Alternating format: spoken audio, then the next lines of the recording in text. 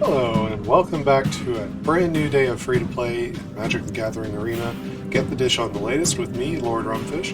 Today we are going to talk about drafting. When a new set comes out, everyone is excited about the new cards. And if I had the option, I would definitely show you a draft of Phyrexia All Will Be One right now. However, when you're a new account or even just an ongoing free-to-play account, a lot of the way that you convert your gold into gems is by doing quick drafts. Quick drafts cost half as much to enter as a traditional draft, right? Let's look at a traditional draft here real quick. Costs 10,000 gold or 1,500 gems. Now, if you're a free-to-play account, unless you've been doing this for a while and you're very good at drafting, you will not have the gems to spare. And the reason that you're playing the event is to turn your gold into gems. The main reason you want gems is for the Mastery Pass. I'll show you that on the home screen real quick. So this track that gives you the free packs up here, by earning experience and completing wins, you can unlock the lower track on the Mastery Pass for 3,400 gems. It has 80 levels, and this is one of the best value investments you can make with gems in this game. Just about every Mastery Pass has been worth your time. Some of them are easier to complete than others, but as long as you get, past the halfway point, up into 50, 60 levels, you've gotten well more than the money's worth that you put in. As you can see, you can get some gems and gold back from the tree as well, so it refunds you a little bit. Quick drafts are half as much. They're 5,000 gold to enter. It gives you twice as much drafting experience, therefore. And quick drafts are against the computer, they're against the AI. Whereas the other drafts are against players, and those are timed. The quick draft is not timed. Which is very useful for my purposes. We're going to talk about a concept I call potential. Before I talk about potential, the old way of thinking about how to draft is this acronym called BREAD. Some people love it, some people hate it. You need to at least be familiar with what it is. So BREAD stands for bombs. Bomb rares, mythics, any card that's incredibly powerful and obviously good. Removal, right? People are talking about creature removal when they say removal. Other kinds of removal are a bit more niche. Evasion, so flying, unblockable, all the way down to even things like menace, potentially. But mostly people mean flying when they talk about evasion. Aggro is the A in bread. Meaning having some good cheap threats to fill in with your deck so you can potentially take advantage of an early start.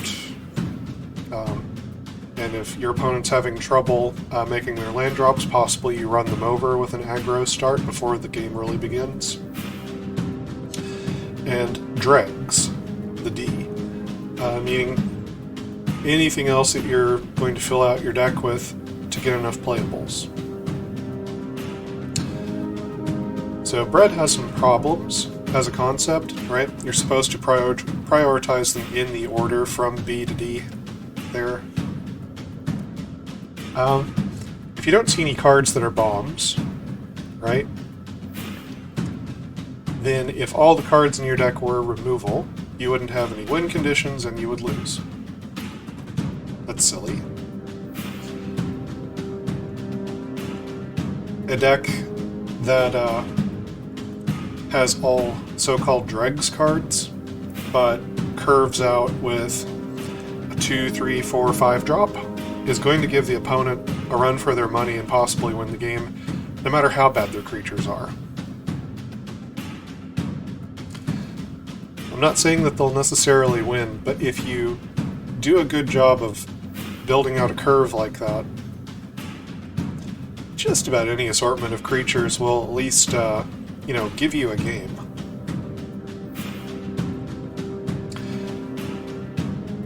So, I mentioned potential earlier, and this is sort of a way of thinking about the bee in bread, bombs. What does a bomb in Limited even mean?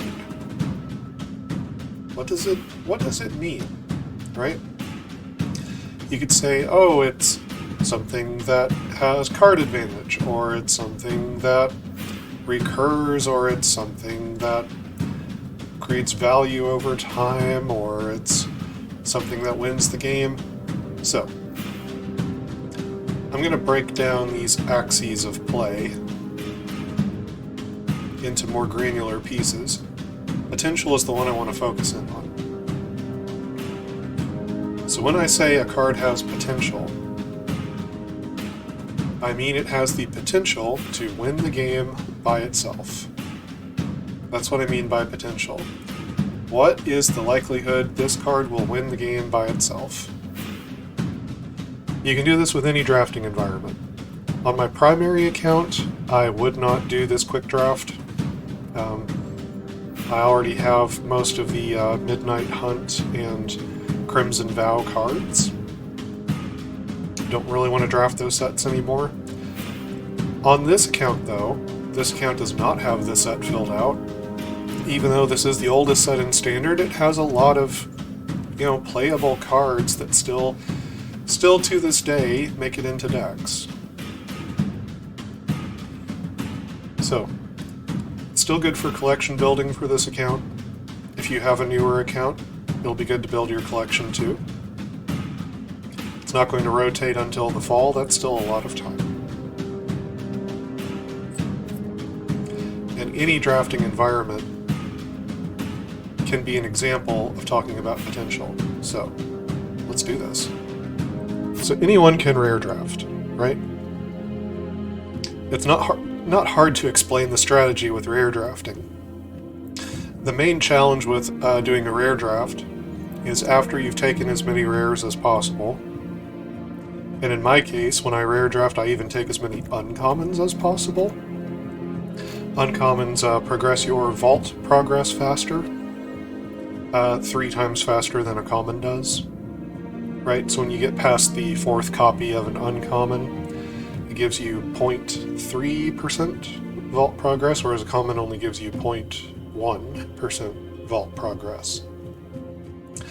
So, takes 1,000 commons, takes 333 or so uncommons to do the vault. Uncommons, therefore, have more value to your collection. Anyway. That's for rare drafting. After you've done that, then the challenge is to still cobble together a deck that can get more than 0 wins. 0 wins still gives you like 50 gems. Obviously, if you can get 2, 3, 4 wins, that's just more efficient. You get more gems that way. So, in addition to getting those cards you drafted, you don't have to play as many quick drafts to build up your gems. Anyway. But we're going to look at potential. So, potential asks the question again, does this card win the game on its own, better than the other cards in the pack? Galvanic Iteration does not. It does not. It requires another card to do anything. Kind of the same problem that removal has. And we'll break it down a little bit after we pick out some potential cards. Potential fights against some of the other aspects of gameplay, and you have to balance them against each other. concepts like card advantage and tempo sometimes butt heads a little bit with potential. Anyway, Galvanic Iteration does nothing without something to combo it with. Once you have a lot of those, you might say, well, this'll help the potential of my other cards. But no, on its own does nothing, not taking it. Cathartic Pyre smooths out your draw with card disadvantage, or kills a creature or planeswalker. Does it win the game on its own? No. No, this is a helper piece. Its interaction does not win the game in any way. Deathbonnet Sprout. So, it's just a small creature, but it fills up your graveyard over time, eventually flips into a 3/3, and the 3/3 starts growing itself. It can also hate on your opponent's graveyard once it's flipped over. Does this card win the game by itself? Possibly. You need some other creatures in your deck, but that's not a big ask. This card starts to fit some of the question of potential, and doing it as a 1-drop, that's very impressive. Most cards that have a decent potential tend to be larger. So there's not a big dumb creature in the pack for me to talk about here, but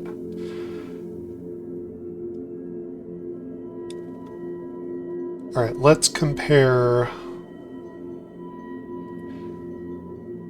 Eccentric Farmer and Clarion Cathars as far as potential rating. So Eccentric Farmer is a 2/3, mill 3 cards, return a land, potentially some card advantage. Does it win the game on its own? Well, it has 2 power.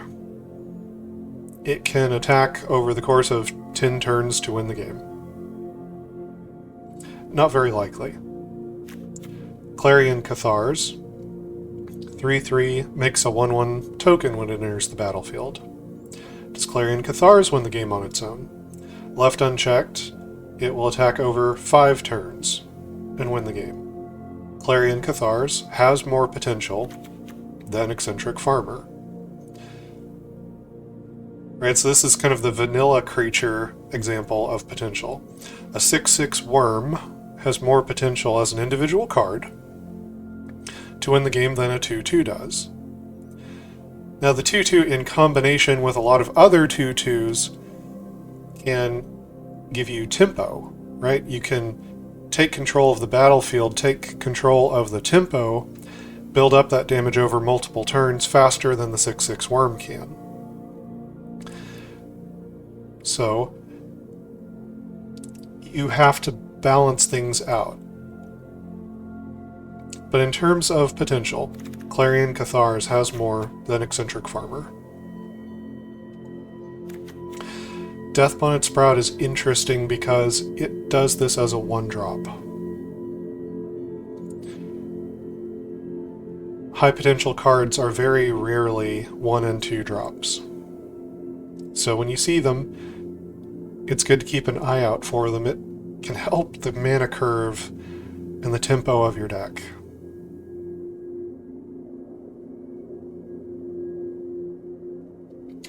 Field of Ruin does not win the game by itself in any way, shape, or form.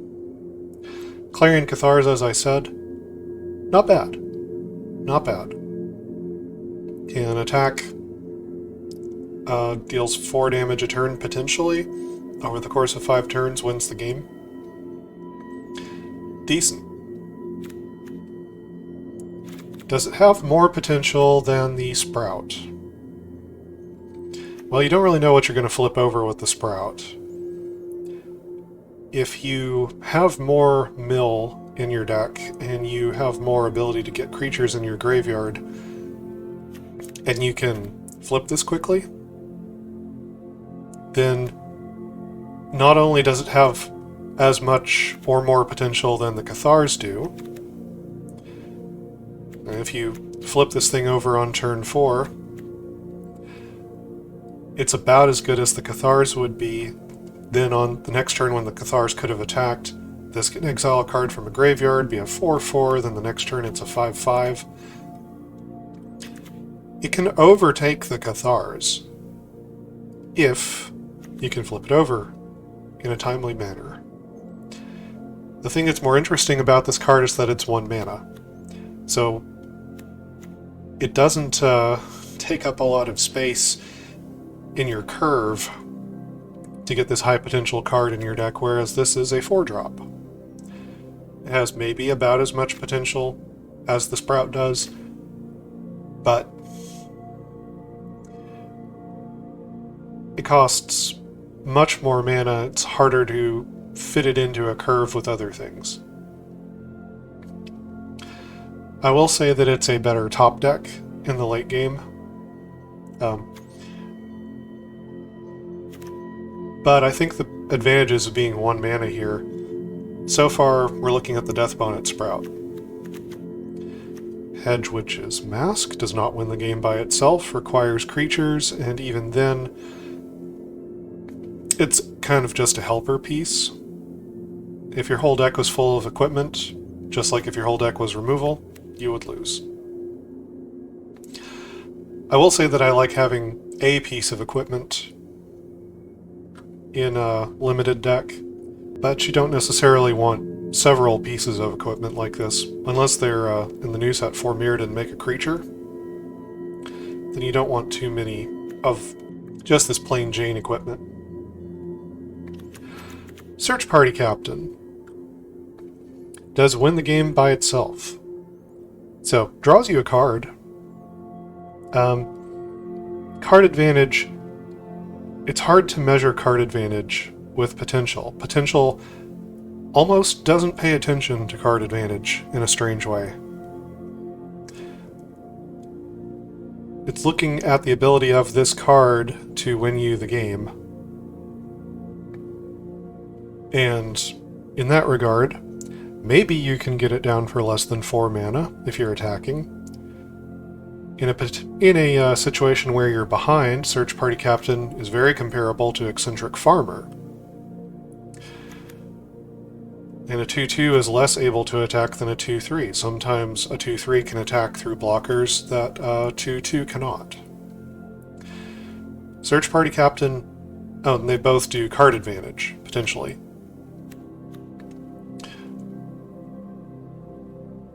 Search Party Captain has less potential than Eccentric Farmer. That doesn't mean it's a bad card. But I really want to hone in on potential today.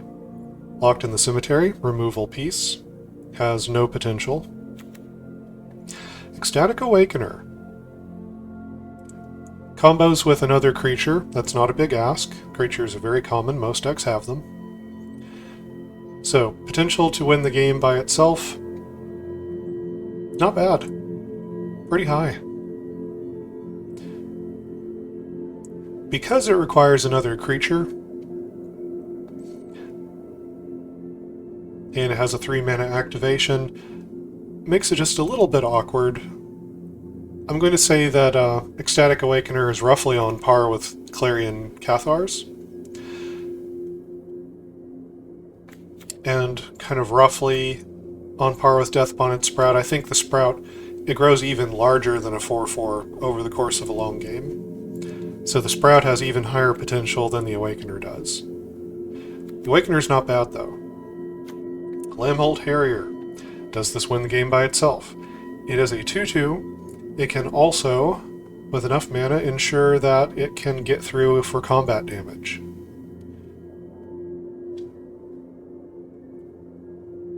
However, still, as a 2/2,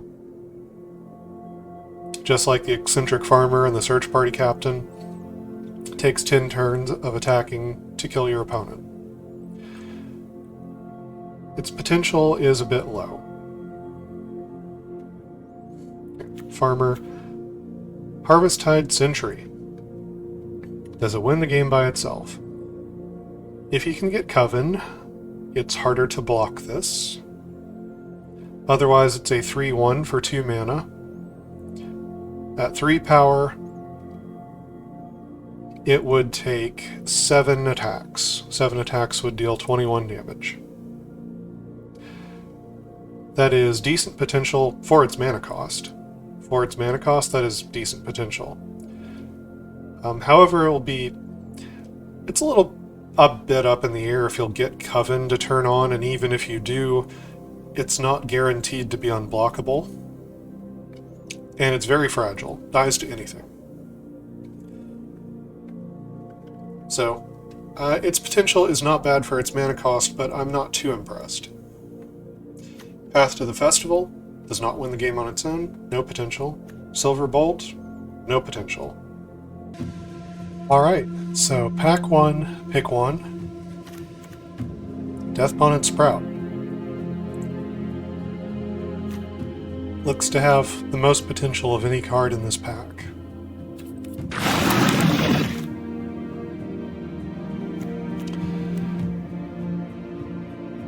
Blood Tithe Collector. Not bad. 3 power flyer. Can potentially get through for combat damage. Kills the opponent relatively quickly.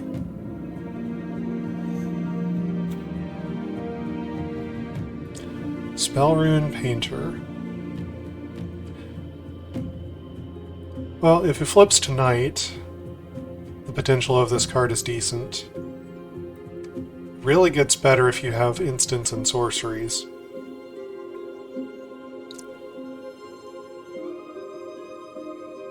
It's not the way that I would normally build a limited deck if we got into blue-red. Maybe Spellrune Painter would be good. Unlock its potential.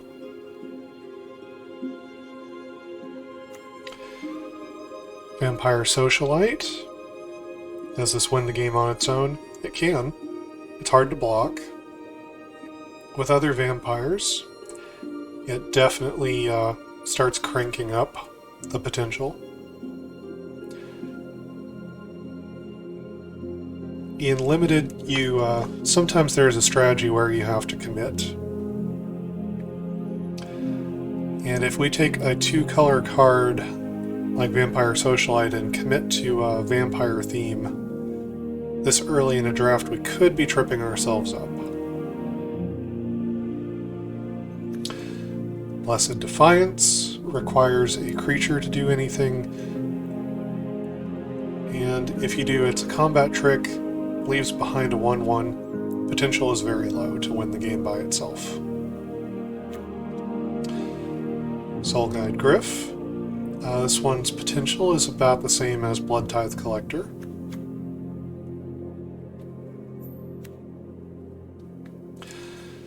Component Collector. With only 1 power, its potential is pretty low. It can help to tap down your opponent's things, or untap your things for blocking, but as far as winning the game, its potential is quite low. Revenge of the Drowned. Anything that puts a card into a library is a removal spell. All of your cards start in your library at the beginning of the game, so putting them back there effectively removes them. Also makes a 2/2 black zombie with Decayed, which can only attack once. Has basically no potential to win the game by itself. Vampire Interloper. Hard to block. Still, its ability to win the game by itself is questionable.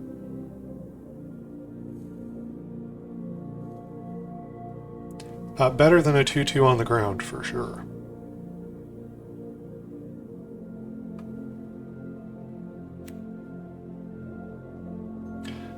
Festival Crasher. Like the Spellrune Painter, it's kind of an unusual way to build a limited deck. Blue-red, this is sort of the archetype. Spells deck.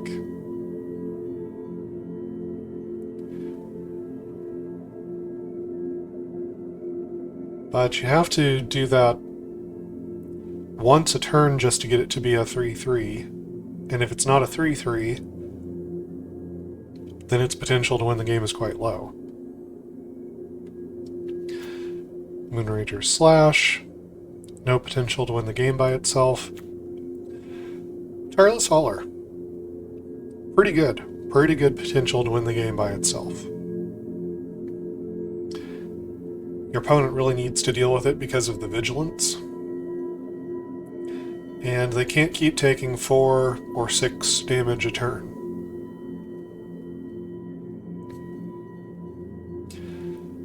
The potential on this card's quite high.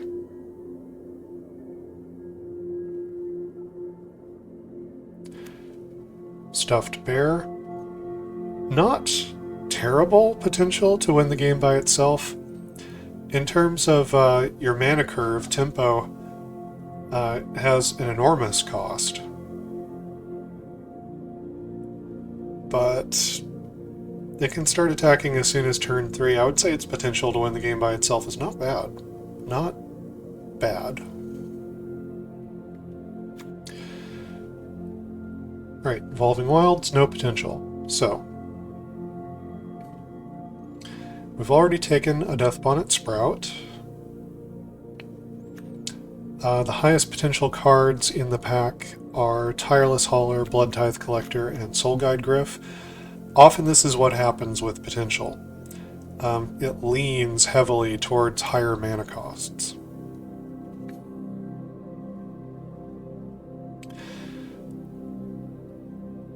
We could take... I would also say that somewhere in the running is Vampire Interloper. Just because you could get it down so early, if the opponent scrambles, doesn't find a blocker quickly, it could win the game by itself.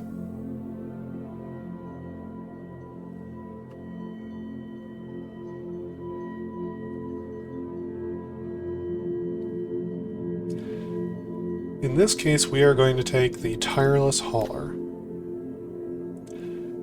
I think, especially flipping tonight, this has the highest potential of any card in the pack. And we stay in our colors. We can keep an open mind. We can still change colors here, or become multicolor. Chaplain of Alms. 1/1. Very low potential to win the game by itself.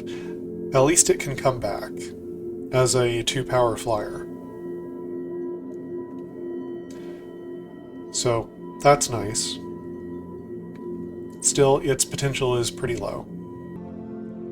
Lunar Frenzy is a little bit of an odd example. It's not a big ask to have a creature in your deck. So when you ask if this wins the game by itself, the answer is no. But you can account for common things that a deck should have in it, like lands and creatures. In the context of that, Lunar Frenzy can help you to win the game with any other creature in your deck.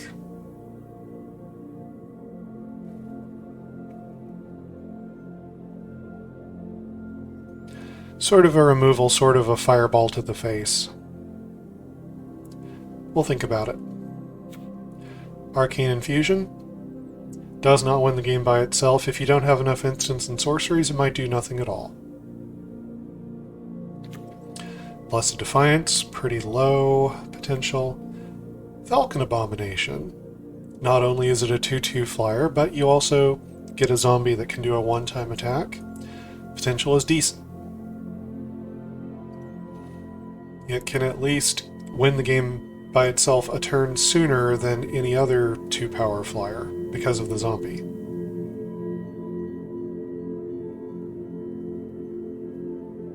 Not bad. Flip the switch. Just making the one zombie here cannot win the game by itself. Bat Whisperer. 4-power creature Potentially 5 when you add the bat. The potential to win the game by itself is not terrible. Now, the low toughness on both of these creatures mean that they might have trouble connecting with the opponent, but unanswered, this is 5 power on the board, and that is very high potential. Abandon the Post. No potential to win the game by itself. Can help your creatures get through, but it does not boost the damage of those creatures or quicken the clock, except to get them through for combat when they might not have otherwise.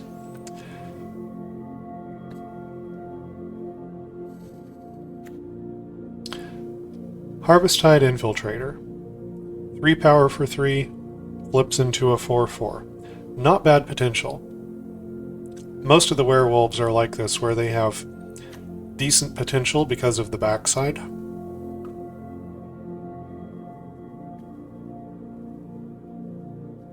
Duel for Dominance, no potential to win the game by itself.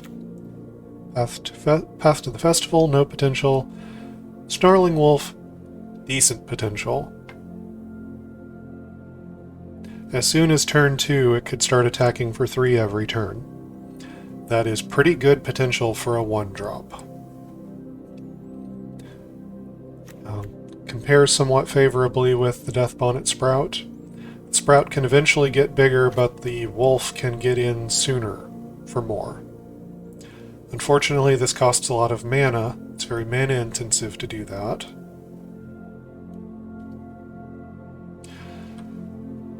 So for this pack, I would say it's between the Snarling Wolf and the Bat Whisperer.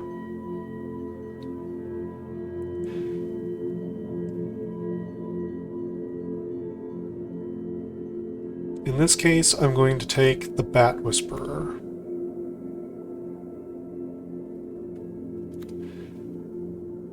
All of the mana sink of the Snarling Wolf could interfere with the potential of our other cards.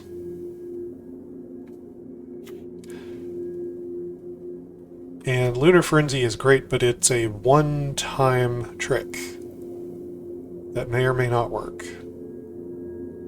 It's very good, but we're going to go with the more sure thing here. Even if it doesn't make the 1/1, 4 power is still a square deal.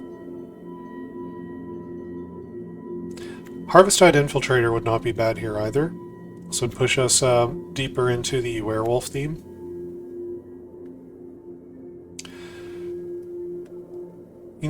You can think a little bit about your draft archetypes as you're thinking about all these other concepts, like card advantage and tempo and potential. So you could go for the werewolf draft archetype by pairing the green cards we've already chosen, including this werewolf, with another werewolf. If we go into black, that leans more into what Death Bonnet Sprout is doing. Green-black is more of a graveyard archetype.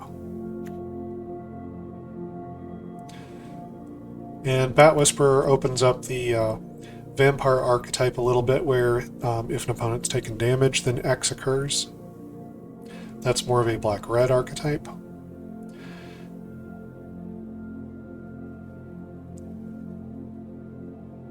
So really the choice here is between Snarling Wolf, Bat Whisperer, and the Infiltrator. I don't like all of the mana sink of the Wolf achieving its potential at the cost of others.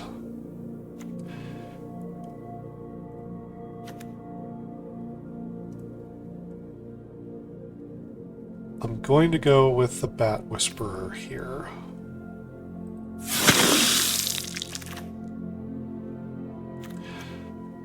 Hungry for More can make 2 of these tokens. They sacrifice at the end step.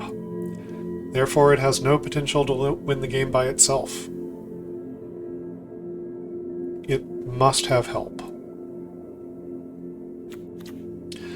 Kessig Naturalist. This would have been a good one if we took the red card. Last turn, turns into a 3/3, would boost up other wolves and werewolves. If we had taken the red card, we would have 2 of those already. As it is, I'm not sure that it fits with what we've taken here. Candle Trap, no ability to win the game. Gavney Trapper, no ability to win the game, it has 0 power. Soul Guide Griff, not bad. Square deal. Solid potential.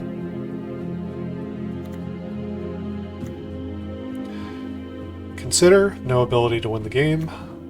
Crawl from the Cellar, needs help. Right, it can boost a zombie if all the or most of the cards in your deck are zombies. Then it boosts their potential. It gets other zombies back from the graveyard. Still, the potential of this card to win the game by itself is abysmal.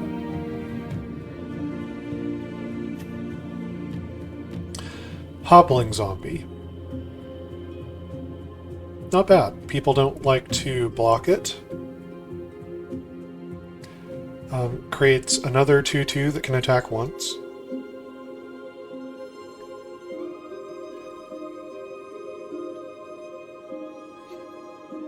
Potential is not the best, but not the worst either. In a similar vein to the blue flyer we looked at from last pack, it's a 2/2 that has another 2/2 that attacks once. Still in Vitality, no potential. Bird Admirer. Low potential on the front side, decent potential on the back side. 3 power for 3. Decent potential.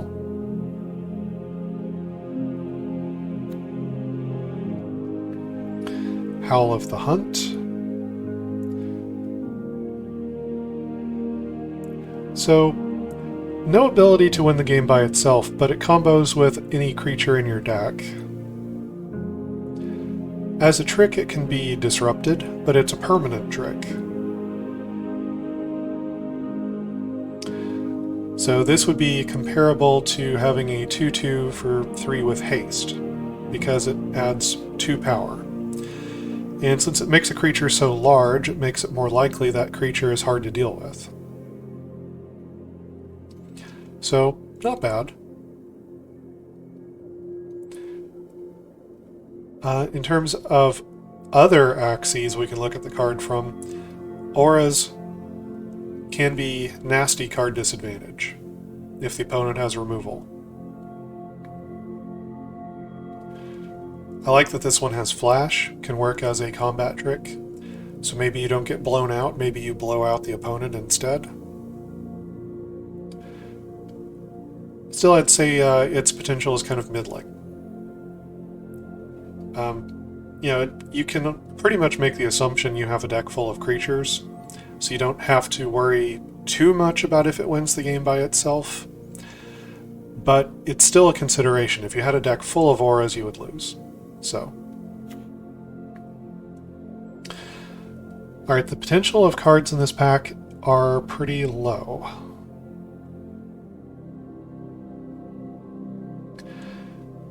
It's kind of between Hobbling Zombie, Soul Guide Griff, and Bird Admirer.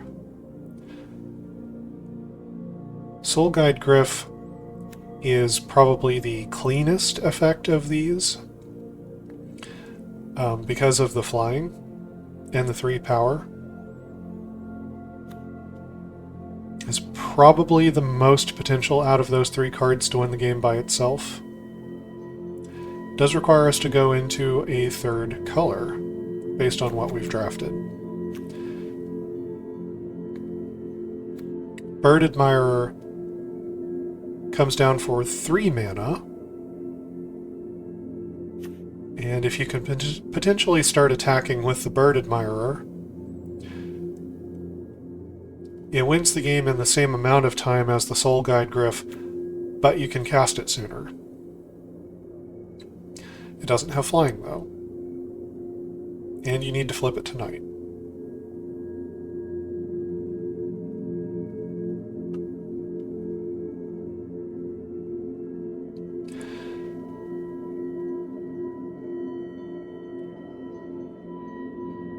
Hobbling Zombie would also synergize, most likely, with some of the green-black cards that we're going to take for the deck we are potentially building. I'm still not committed 100% to doing that. Another thing you can look at is trying to figure out what's open in draft. Right now it's a little bit too early to figure out what's open with the colors, with the AI we're drafting with. There's a lot of white in this pack, but that could just be the pack. If we consistently get past a lot of white cards, that might mean that white is very open. And that would be something to keep in mind.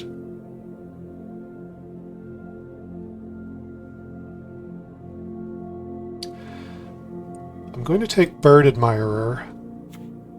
So I think the potential to be a 3-power, 3-mana card has the highest potential out of the cards in this pack.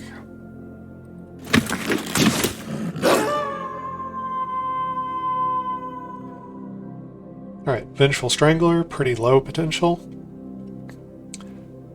Just about anything that blocks this will kill it. And then it can cause the opponent to lose 1 life. They can simply sacrifice the permanent that this is attached to, so you cannot continue to make them lose life with the enchantment. It will probably just trigger once. This card's potential is low. Hungry for more, can't get there on its own, needs help. Lunarch Veteran, low potential. Now it comes back as a 1/1 flyer, so it counts as 2 low potential cards. That's worth noting. Consider, no potential. Unblinking Observer, very low potential. As a 2/1 for 2. Crawl from the Cellar basically needs help. Can't get there on its own. Duress, no potential to win the game by itself. Novice Occultist, very low potential. Festival Crasher, needs help. Low potential. Dawnheart Rejuvenator, somewhat low potential as well. Only 2 power. The 4 toughness can allow it to attack into certain board states that a 2/2 or a 2/1 could not attack into. By the time you get to 4 mana, you're almost certainly going to be using this as a blocker rather than as an attacker. Alright, so this is a low potential packet. A low potential pack.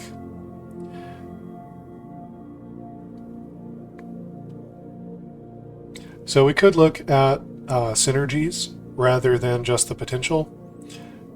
Cards like Novice Occultist, maybe even Vengeful Strangler, could be good with our strategy. If we're milling ourselves, Crawl from the Cellar could end up being a card advantage we cast from the graveyard.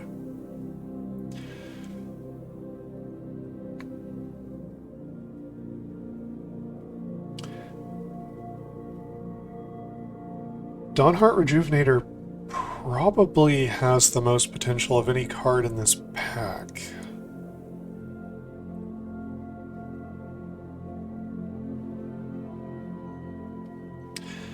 And high potential cards often require a lot of mana, like this Tireless Hauler.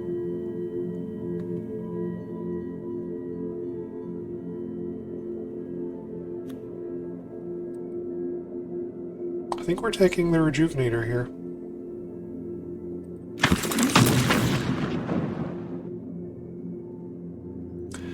Alright, Painter needs... It can be a 3 power, 3 mana card, so that's not bad. Instants and sorceries will boost it further. You can't depend on having any of those, but not bad. Most of the werewolves are not bad on potential.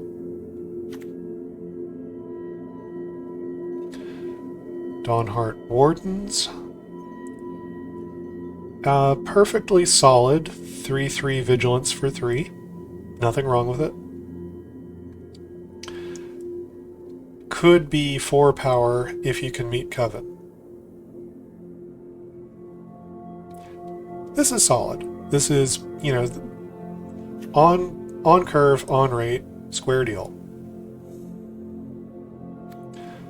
Celestus Sanctifier. 3 power, 3 mana. A little bit less potential than the Wardens.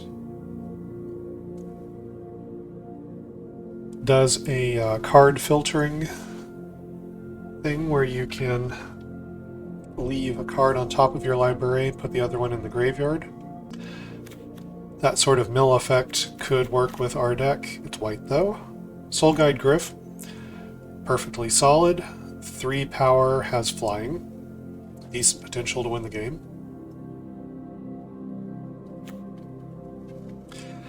Siege Zombie. Combos with your other creatures. At the point that it can't attack anymore, it can find incidental damage over the course of the game. Potential to win the game by itself, well, by itself is low, but in combination with other creatures, it's a bit higher.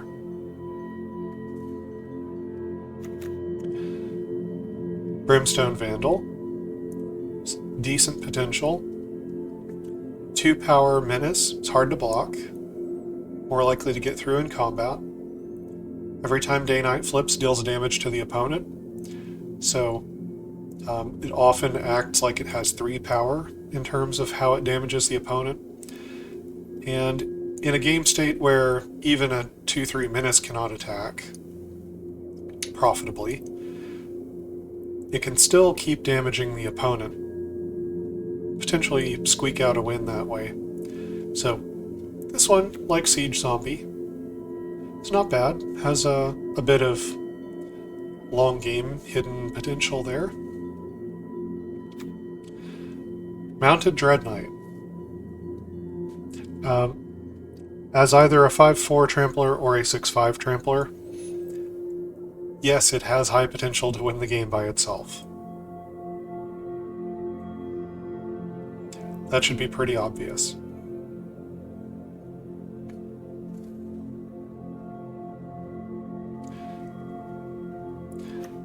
Bramble Armor needs help. Combos with your other creatures, unlike an aura, you can continue to use it to bolster all of the creatures in your deck. So this card's potential is sort of measured by the potential of the other cards that you use it on. Equipping it is incredibly expensive. So its first attach is free. After that, it's very hard to use. That mana intensiveness is going to lower the potential of our other cards because we'll have to be sinking mana into this one. I don't think one copy of this in your deck is bad, but I think we can do better. There's Tireless Hauler again. High potential. Vigilance is good. 4 power is good. 6/6 is amazing.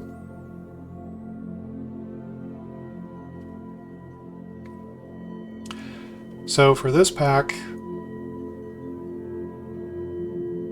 we would be between probably the Dawnheart Wardens, the Mounted Dread Knight, the Tireless Hauler.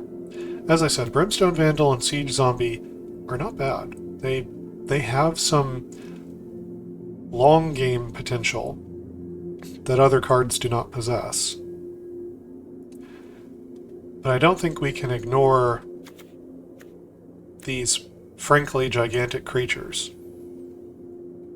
We have chosen no red cards yet, so this would be going out of our way for Mounted Dread Knight. And if what we're comparing it against is 6 power, Tireless Hauler compares favorably.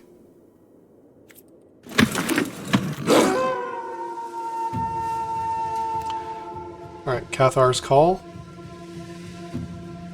Not bad.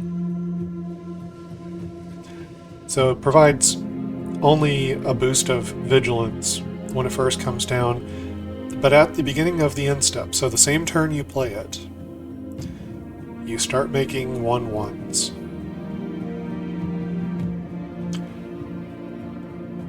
So this cumulatively builds up in terms of the amount of damage that your opponent could potentially be taking. You know, first they take 1 damage, then the next turn 2, then 3, then 4. Except the damage from the prior turns also adds on to that.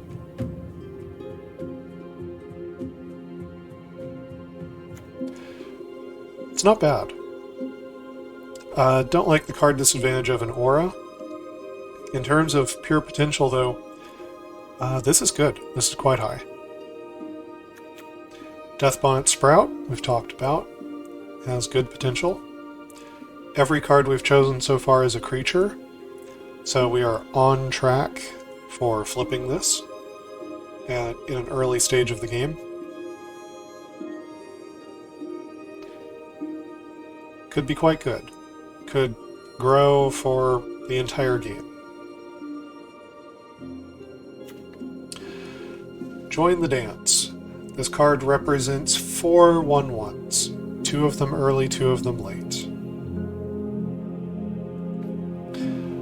Its potential to win the game by itself is not miserably bad.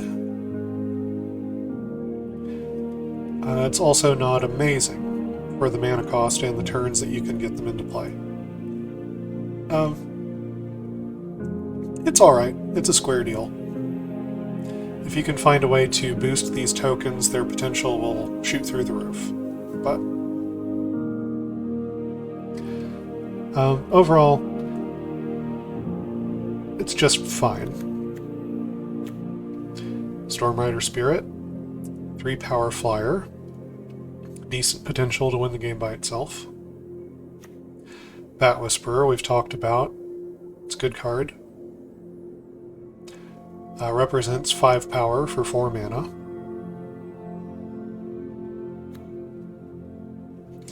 Electric Revelation, no potential.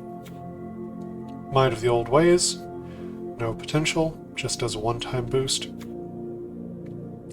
Evolving Wilds, no potential. Alright, so we are between Bat Whisperer and Deathbonnet Sprout here. Their potential is roughly the same. Roughly. It's hard to know when you're going to flip the Deathbonnet Sprout. If you get 2 of them in play, though, they'll be milling that much faster to get to 3 creature cards. Bat Whisperer costs 4 mana. Deathbonnet Sprout only costs 1 mana. In a case where the potential is reasonably close on a couple of cards and one is clearly much cheaper, usually your mana curve goes very high in a high potential deck. Deathbonnet Sprout, getting some 1-drops in here, that's great. Have some early turn plays. Alright, green is not looking very open here. So, Beloved Beggar on the front side has 0 potential. On the back side, it has quite high potential. If we mill this into the graveyard and disturb it, it turns into a high potential card. To access that high potential, we need double white. It would be our first white card. I think the double white is a bit too big of an ask right now. Dissipate, no potential. Drownyard Amalgam, decent potential. 3 power, and can become unblockable. Decent potential to win the game by itself. Startle, no potential. The zombie it makes has decayed. Pax Betrayal. It's a one-time effect, just does some damage, cannot win the game by itself, no potential. Jack-o'-lantern, no potential. So, there's the Rejuvenator. As we mentioned before, this card has low potential, but we can probably use the mana and the board stall that this creates to help our other cards.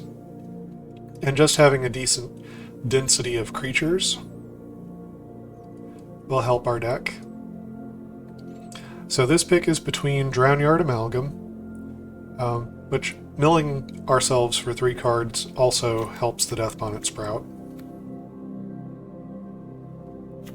It would be our first blue card, though. Or Dawnheart Rejuvenator. At this point, there is a chance that we could be mono green. I'm going to say that's not likely.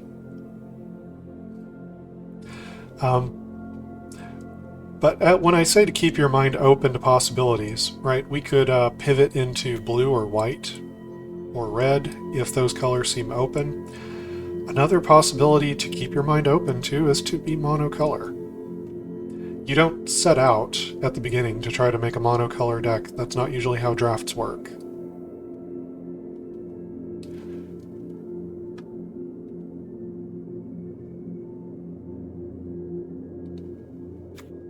But in this case, I like the stall. Being able to stall the board with a 4 toughness creature, the life gain, and ramping our mana. I think all of the aspects of this card help unlock the potential of our other cards. Help us get into the late game, help us turn these Tireless Haulers on. I think it will be more help to the deck from a synergy standpoint than the slightly higher potential of Drownyard Amalgam. Field of Ruin, no potential. Hedwig's Mask, basically no potential, very low potential. Lamholt Harrier, low potential. Eccentric Farmer, low potential, but it combos with our deck. We want mill for the Deathbonnet Sprout. The Deathbonnet Sprout might mill lands for the farmer. They help each other out. Path to the Festival, no potential. Silverbolt, no potential. We're taking the Eccentric Farmer. Blessed Defiance, low potential. Soul Guide Griff, decent potential. Component Collector, low. Festival Crasher needs help, or it's low. Stuffed Bear, reasonable. Cuts into our tempo, cuts into the potential of our other cards, though. This pick is between Stuffed Bear and Soul Guide Griff. Now, this is one of those examples when we're talking about potential where someone who's looking at bread for analysis of drafting would say it's crazy, absolutely crazy, to think that the pick is between Soul Guide Griff and Stuffed Bear. Now, this would be our first white card. They would say it's obvious that you take the Soul Guide Griff. It's not quite that obvious from a standpoint of potential. Right, we don't have any 2-drops. This would be our first white card. We do already have 5-drops. Now these Dawnheart Rejuvenators can make mana of any color. So splashing into other colors now is more of a possibility. So even though we don't have 2-drops, we do have things that we want to play on turns 3, 4, and 5. Stuffed Bear is going to get in the way of that. It still has high potential, but cutting into the potential of all these other cards, I think the take here is Soul Guide Griff. It may possibly make the main deck. We can cast it off of Dawnheart Rejuvenator, we can add a few planes. We'll see what happens. Alright, Flip the Switch, no potential. Abandon the Post, no potential. Festival, no potential. Harvesttide Infiltrator is the only card with potential in this pack. Alright, here we have a pack with no potential, and it's not in the colors we've taken so far. So,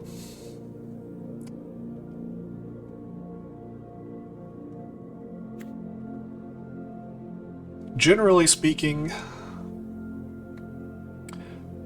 higher mana value cards have a greater impact on the game than lower mana value cards. You can offset this by playing multiple spells in a turn, or drawing cards, smoothing your draws. That only counts if you can cast the cards on the early turns of the game. If you are in a multicolor deck, and you cannot reliably cast those other cards in the early part of the game, then they do nothing for you.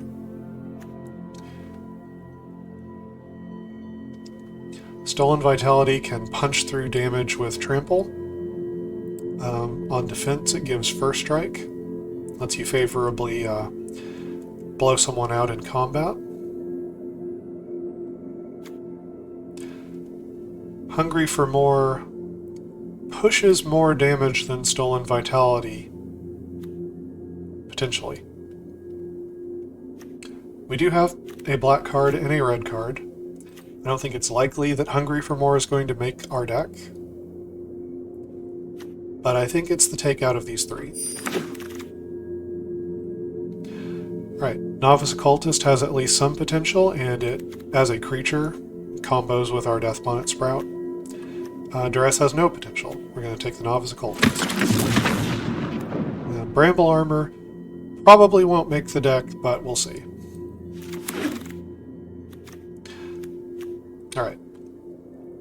Card advantage spells are tricky in terms of their potential, because you can only think of them as unlocking the potential of other cards, and the more card draw spells that you have in your deck, the fewer cards with the potential to win the game themselves you have. So it's a balancing act. Now in this case, it's not in our colors. Early plays of the game. Overall, I don't think we have to worry about it in this case. But if you already had a deck that was full, just chock full of high potential cards in blue-black, well, to be fair, this one pulls from your opponent's deck, and you have no idea. You have no idea what you're going to get from the opponent. You might not get any cards with potential from their deck. You might get lands and removal spells and find no threats. Yeah, from the standpoint of potential, I think Siphon Insight's kind of a negative.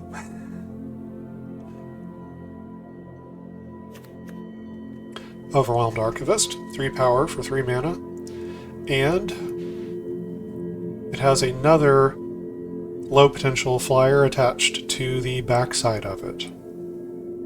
So, Disturb's not bad because it has more than one card. So even if both halves of it are low potential, it counts as 2 instead of 1. That's worth noting. Still, this would be our first blue card. Dreadhound. This is probably the take from this pack. So in addition to helping our mill strategy, the potential of this card to win the game by itself is sky high. It's already a 6/6. It's hard to deal with, hard to block. The opponent can only take damage from it so many times. And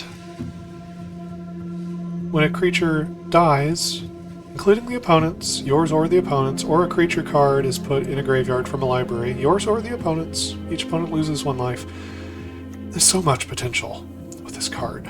It's amazing. Faithful Mending, no potential.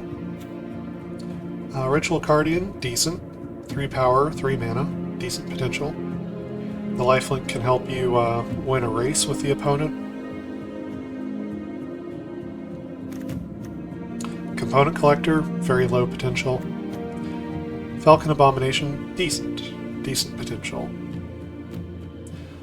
Otherworldly Gaze, no potential. Shipwreck Sifters, very low potential.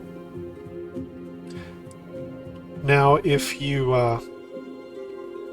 have an entire deck full of this effect, right? You've got Shipwreck Sifters, the deck.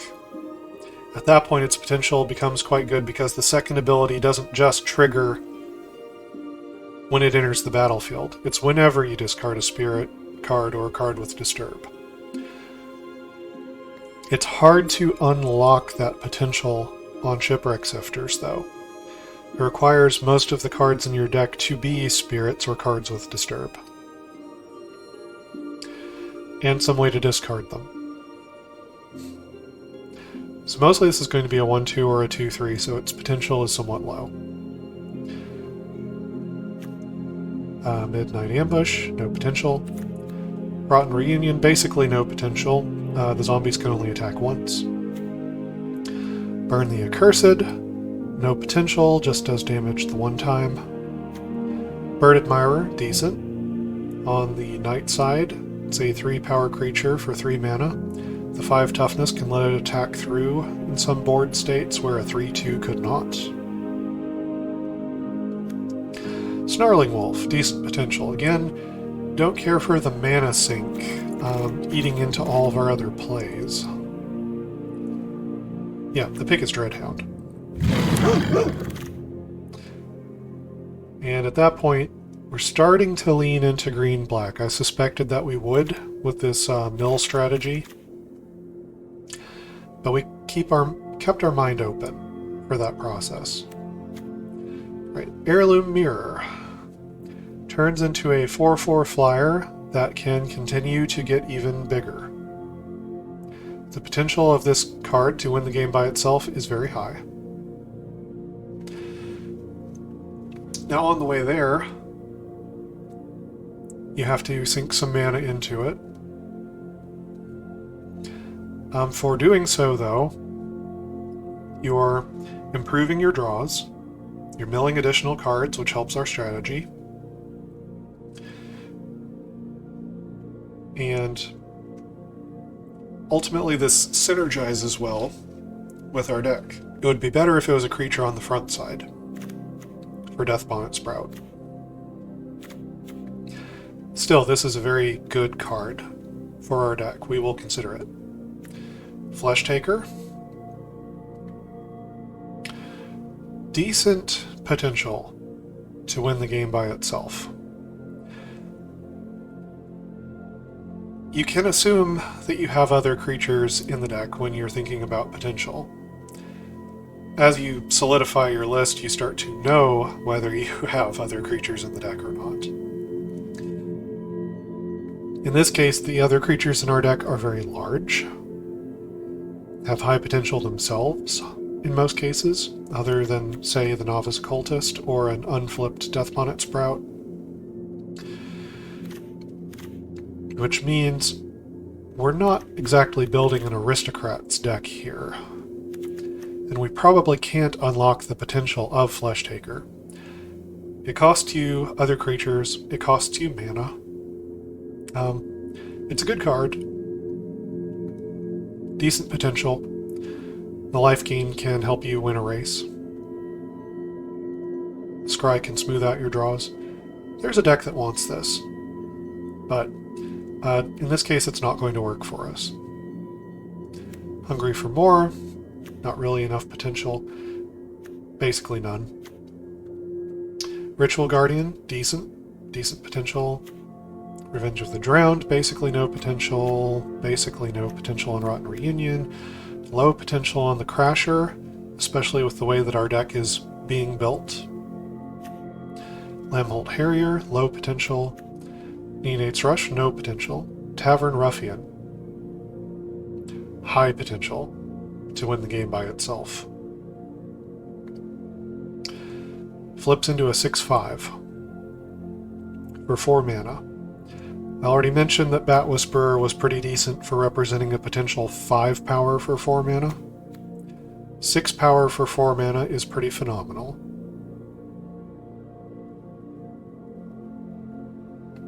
Dawnheart Rejuvenator, low potential.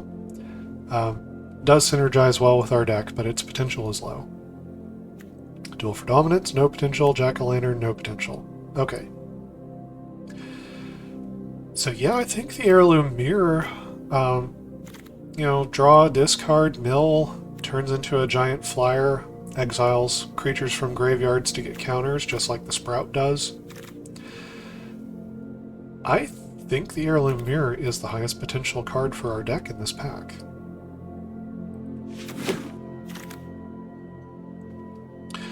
Oh goodness. Oh goodness. Okay. Sereth the Viper's Fang.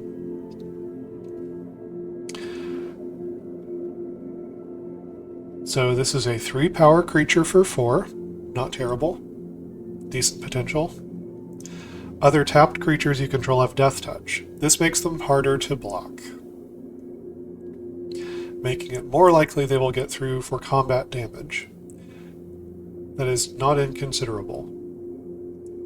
Untapped creatures you control have Hexproof. It's just a nice buff. Right? Doesn't improve your potential, but it does just improve your board state. And 1 and tap to untap another creature or land. So, untapping a land, I always forget about that aspect of this card. It could color fix you to get 2 of 1 color of mana. Like if you only have 1 swamp, you're trying to cast Dreadhound.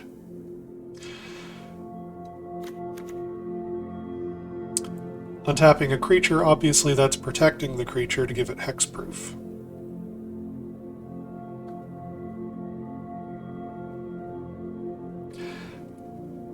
Has reasonable potential on its own. It makes your other cards much better.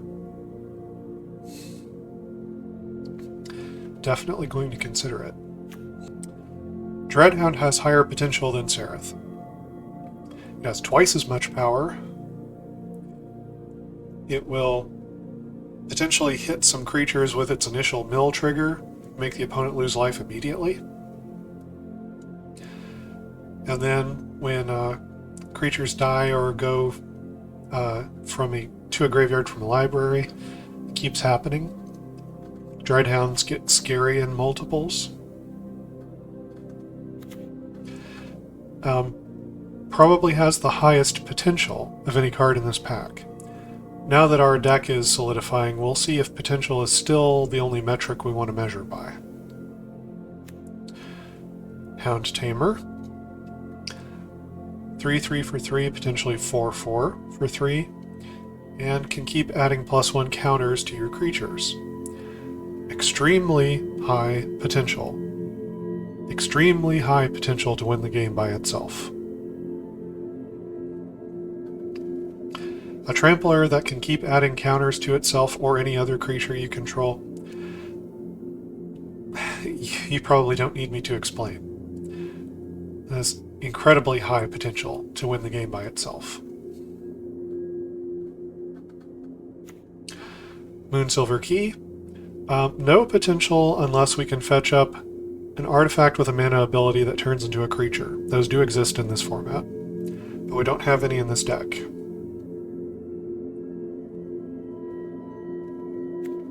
Soulguide Gryff, decent potential. Consider, no potential. Gale Drifter, decent potential. This is 2 bad flyers stapled together, and the 2 of them stapled to, well, actually on the front side, 3 power for 4 is good. Sorry, I thought it was 5 mana. On the front side, it's 4 mana. No, the potential of Gale Drifter is actually quite high. After they deal with your 3 power flyer, you turn around and make another 2 power flyer. That's good. Good potential. Secrets of the Key, no potential. Stormrider Spirit, decent potential. Diregraph Horde. High potential to win the game by itself. So the zombies that it makes only attack once.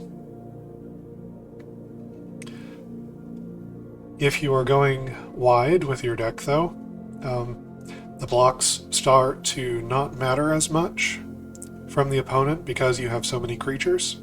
You overwhelm them. The first time that this alpha strikes with its zombies, you have a 7 power attack. The next turn you have a 3 power attack. So the first 2 times this card attacks, it is about the same as if you'd gotten a 5 power creature for 5 mana. Alright, 7 plus 3 is 10, 5 plus 5 is 10. The Graveyard Hate is also relevant in the format. This is a good card. This has high potential to win the game by itself. Raise the Effigy, no potential. Howl of the Hunt, middling potential. Okay, this pack is off the hook in terms of potential. It's crazy.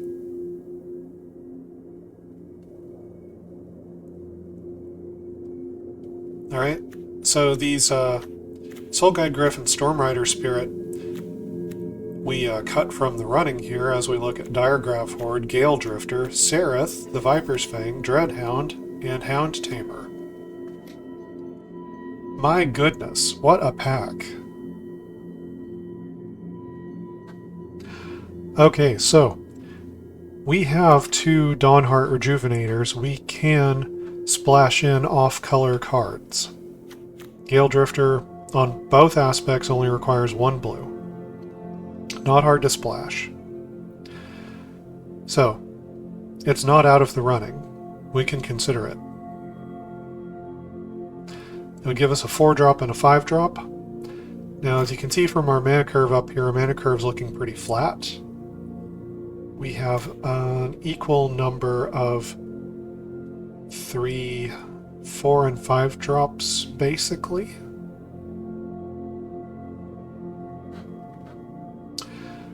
Yeah, 3 4 drops, 3 3 drops, and 3 5 drops.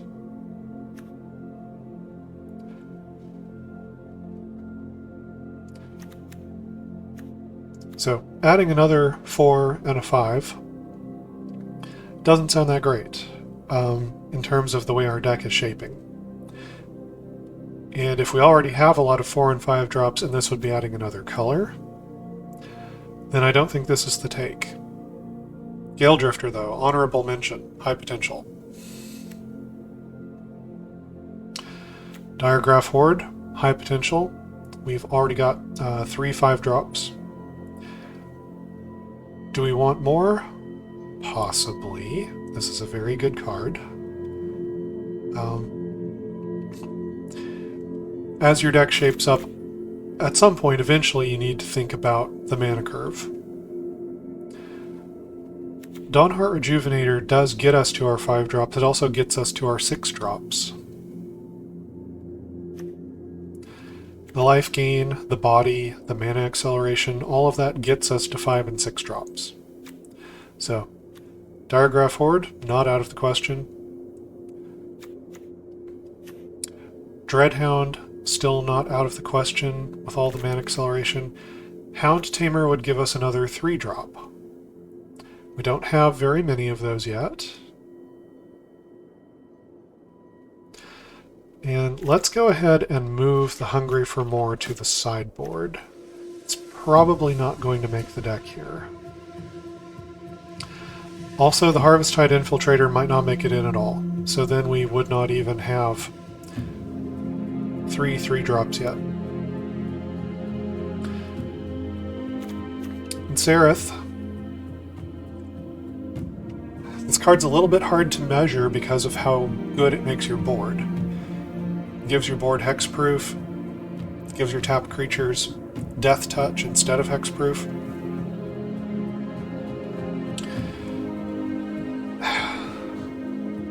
I'm very torn here. I'm very torn. So, these 3 cards are all phenomenal. Phenomenal. And when you're torn between cards like that and one of them is a rare, take the rare, because this is a free-to-play account. You should pick up rares where you can. In this case, when I'm having trouble deciding between these cards, Dreadhound might be the pick because of the Rejuvenators in our deck, but I'm taking Sereth because I'm not sure, and I want more rares.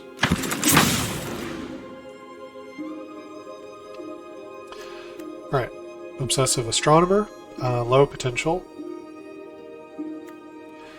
Diregraph Rebirth.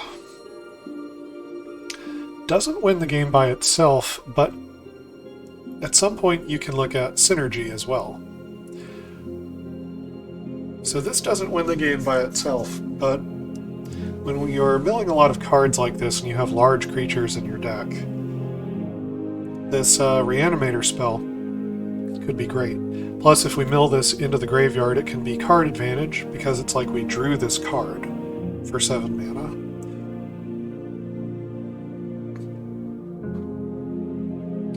Rootcoil Creeper, low potential, not in our colors. Celestus Sanctifier, decent. Component Collector, low. Startle, none. Vandal, decent.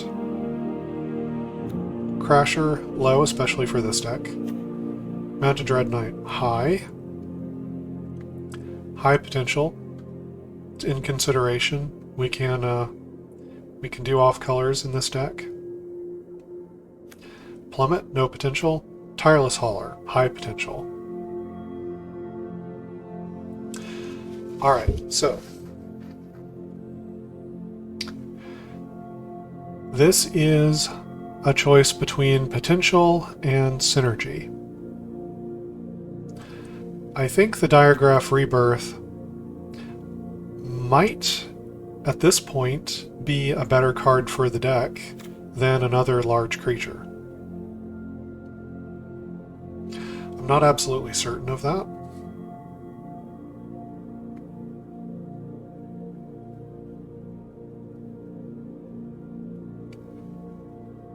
But I think with all of the mill, it's likely that we can A, use its effect, right? Have a creature card in our graveyard to return to the battlefield.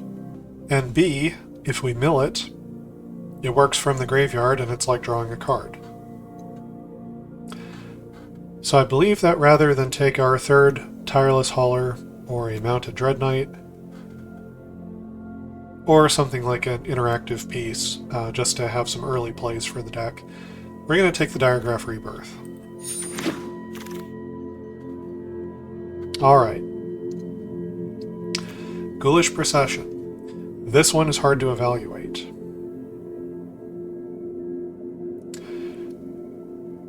Probably the easiest way to think about this card,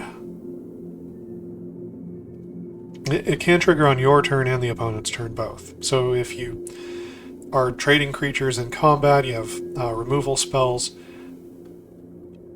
you chump block, this card can trigger potentially twice each turn cycle, not just once.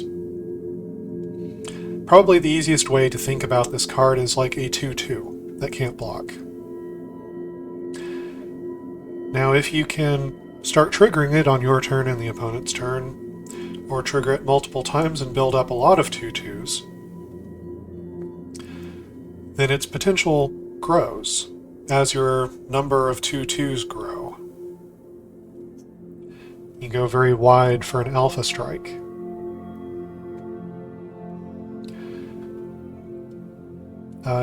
Gets extra value out of all the other creatures that are in your deck, and potentially get value out of the creatures in your opponent's deck. It's a good card. I have tried to build around this a lot, actually, in Constructed, with mixed results. I like it, though. Its potential is decent. It's decent. Village Watch. Fairly high potential. 4 power haste. That haste quickens the clock. That means its potential is a bit higher. It can sneak through when the opponent thinks you don't have a good attack. Flips into a 5/4. That's even better. This card has high potential. Arcane Infusion, basically no potential. Falcon Abomination, decent. Gale Drifter, as I said, it's good. High potential. 3 Power Flyer for 4 on the front, and then another 2/2 Flyer for 5 on the back. Being 2 cards, it has high potential. Crawl from the Cellar, low to no potential. No Way Out, basically no potential. Famished Foragers. Decent potential. 4 power for 4. Square Deal. Good potential. Howl of the Hunt, middling potential. Pestilent Wolf, low potential. The Death Touch can get it through unblocked sometimes, but it's expensive to do that. Low potential. Alright, so Ghoulish Procession is hard to evaluate as a card. In this deck, where we are so absolutely dense on creatures, I feel fairly confident that we can trigger this a lot. And building up a number of 2/2s that can all attack at once means they can more likely get through unblocked. So it represents potential in a way that a singular 2/2 does not. I think this is the pick. Gale Drifter is very good. But this is a 2-mana card. Finding a 2-mana card with any kind of decent potential is nice. Ooh, Rise of the Ants. Okay, from the standpoint of potential. First, it makes 6 power, and then it makes another 6 power. Spread across 4 total bodies. Do you need me to explain that this card is high potential? It is. Maybe not as high as Dreadhound. Dreadhound has this kind of reach where the opponent can lose life without getting into combat. Also, sometimes being a 6/6 is better than being multiple 3/3s. Rise of the Ants is very good, though. Geist Wave, no potential. Secrets of the Key, no potential. Bat Whisper, good potential. Represents potentially 5 power. Good potential. Ecstatic Awakener, good potential. We've got a Novice Occultist that we could potentially sacrifice to the Awakener. Most of our other creatures are more precious, and we are in less of a hurry to sacrifice them unless we get the Ghoulish Procession cooking. If we get the Ghoulish Procession cooking, then yeah, we've got creatures to sacrifice to turn this on. At the end of the day, it's sort of like a 3/3 for 4 if you do all of that, jump through all those hoops. You played it as a 1-drop, maybe it got in for a damage or 2 as a 1-drop. Later you pay 3, sack a creature, turn it into a 4/4. It's decent potential. It's not completely sky high. Brimstone Vandal, decent. Raise the Effigy, low. Eccentric Farmer, low, but synergizes well with our deck, and we need more 3-drops. Path to the Festival, low potential. Okay. This is between Eccentric Farmer and Rise of the Ants. It's very likely that we can get to our 5 and 6 drops because of Dawnheart Rejuvenator. So Rise of the Ants is totally reasonable for this deck. And the Mill can let us draw this card out of our graveyard. So that can be, potential source of card advantage. It's like you drew this 8-mana spell. Eccentric Farmer will give us a body that helps in the early game to stall to get to our late game, and the Mill helps turn on our early game plays with the Death Bonnet Sprout. This is a very close call. Both of these cards are good in different ways. This one has enormous, enormous potential. This one synergizes incredibly well with the deck that we've built.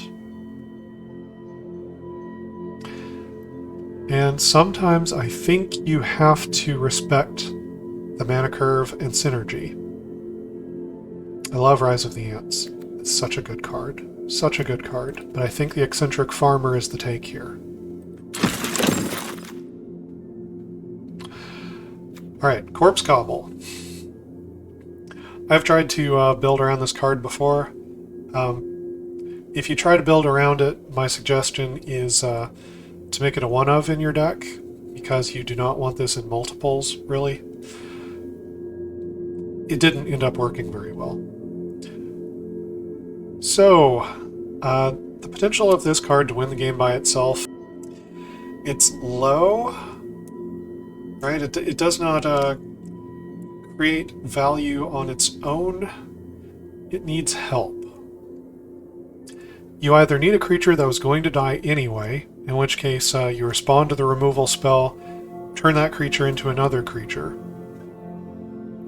The other thing you can do is you can take some of those not so great decayed zombie tokens, turn them into a permanent giant token with menace that's hard to block and hard to deal with, and does have the potential to win the game by itself. So the question of whether this card is good depends on the deck you surround it with.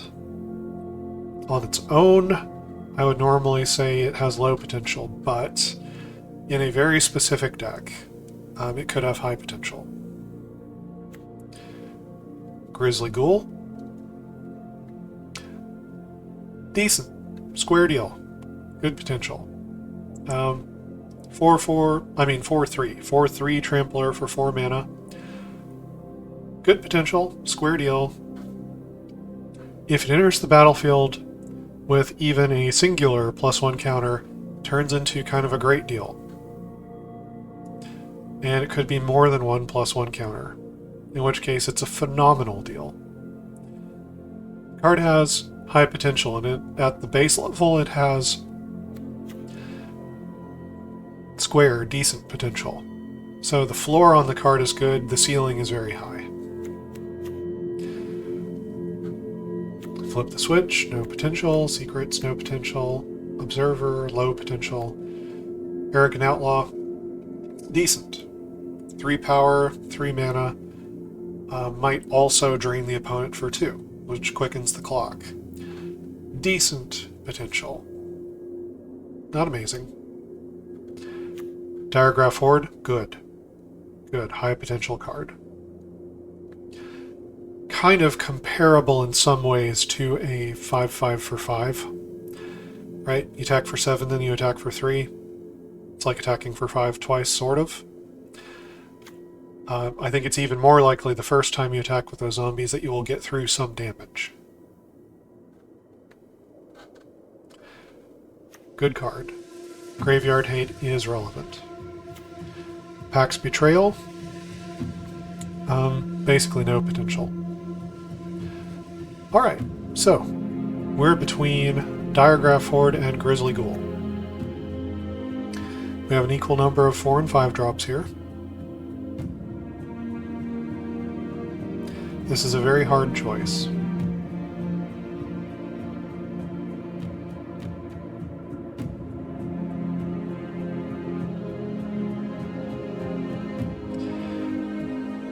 Alright, this is such a close choice in terms of which card I would take for the deck. In this case, I'm going to take the uncommon instead of the common.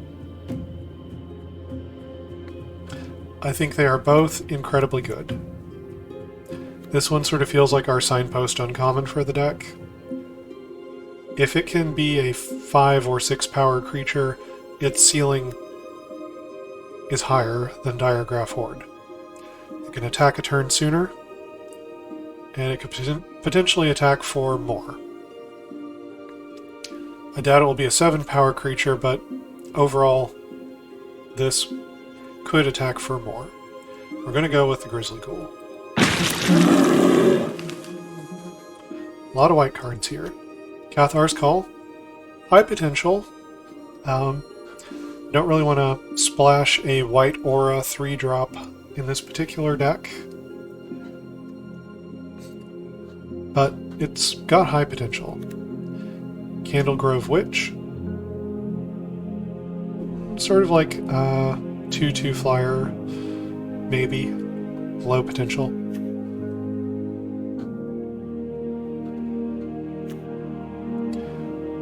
Could be hard to block though. Could sneak in like a Vampire Interloper.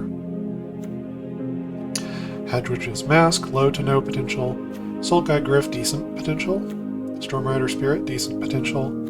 Famished Foragers, good. Square Deal, solid. Harvesttide Sentry, good for its mana cost. Low potential. But we do need more lower drops on our curve. And even though we can splash these off-color cards, we don't need to be in a hurry to get more 4, 5, 6 drops. We'll take them as they come to us. I think we take the Harvesttide Sentry to fill out our curve a bit here. So at some point, the cards you've taken inform your choices here, even when there are higher potential cards in the pack. We'll take the Sentry. Alright, Collector, low potential. Gaze, no potential. Sifters, low potential. Rotten Reunion, low. Bird Admirer, square deal. Potentially 3 power for 3. Snarling Wolf. We already have a couple of green 1-drops. I don't like the mana investment on this card. We're going to take the Bird Admirer.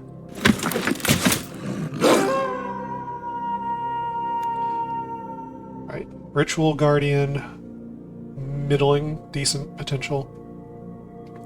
Lifelink, help you win a race. No potential, low potential, especially in this deck. No potential, no potential.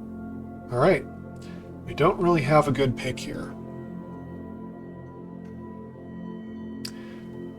Yeah, we don't really have a good pick.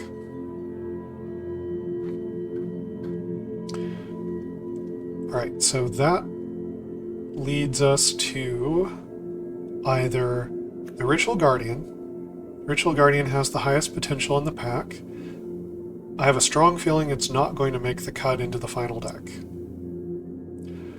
So even though it's got the highest potential, I don't think there's a reason to pick it. These cheap red spells, probably not going to make the cut into the final deck. So I think we're between Rotten Reunion for Graveyard Hate and sending our board wider with zombie tokens.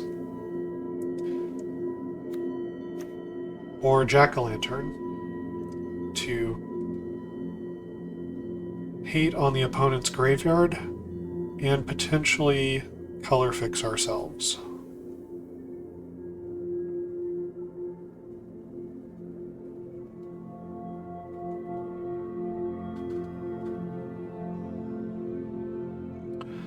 Alright, of the two, I think the Rotten Reunion is the better card. It can deal 4 damage by 2 attacking zombies.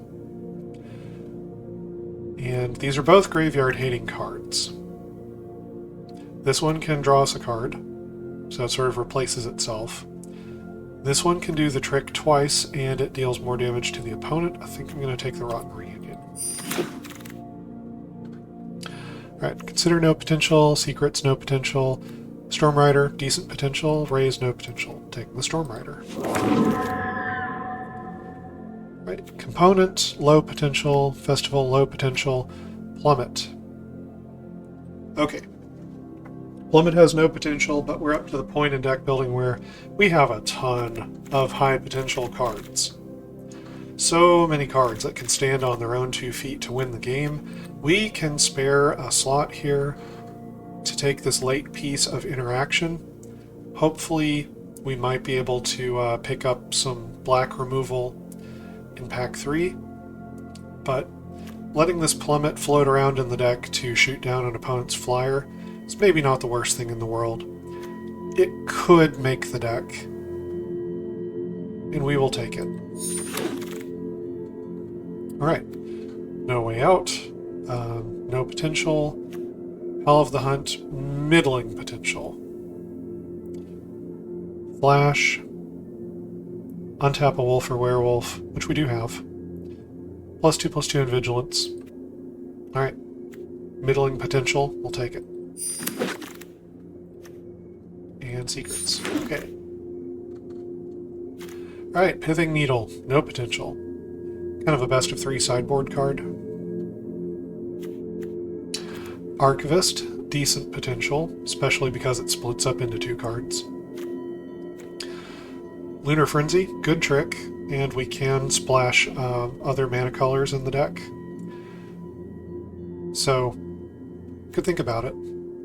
Storm, Skrillex. We can splash off colors in the deck.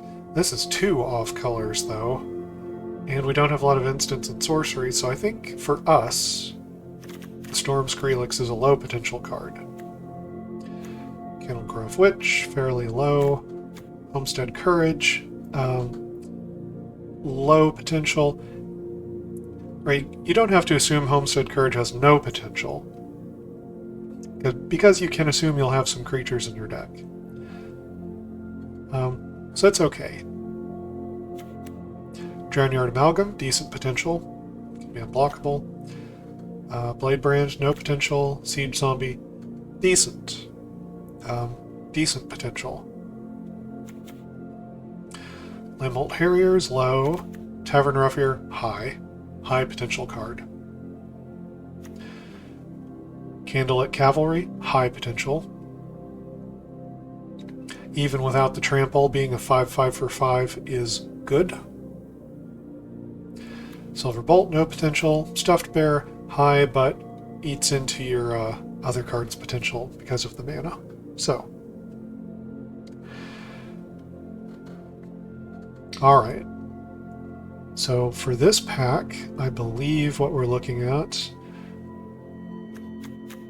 is we're between Lunar Frenzy, Drownyard Amalgam, Siege Zombie, Tavern Ruffian, and Candlelit Cavalry.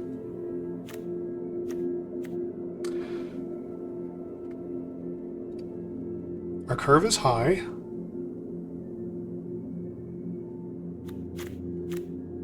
So we could take the Siege Zombie to give us more early game plays.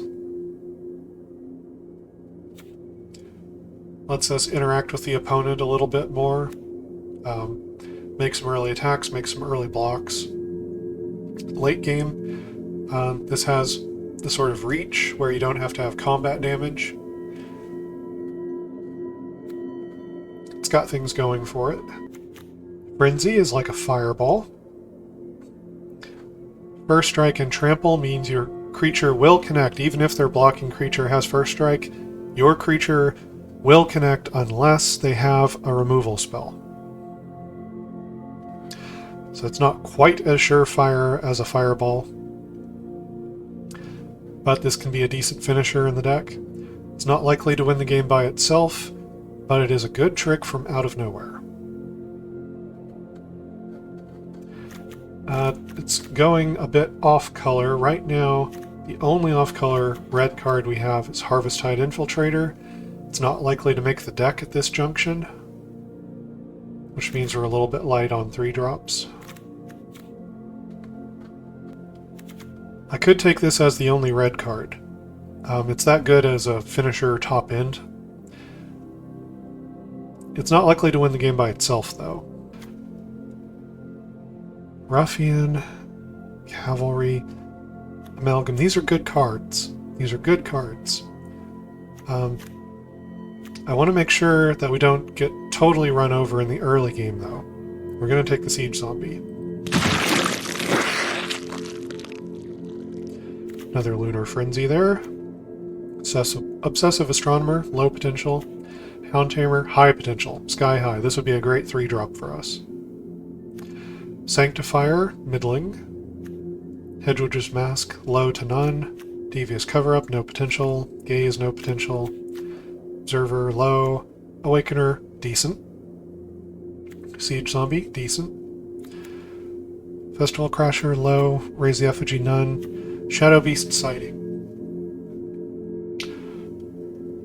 high. A 4/4 for 4 is already good. Making another 4/4 for 7, that's great. You have 2 cards in 1.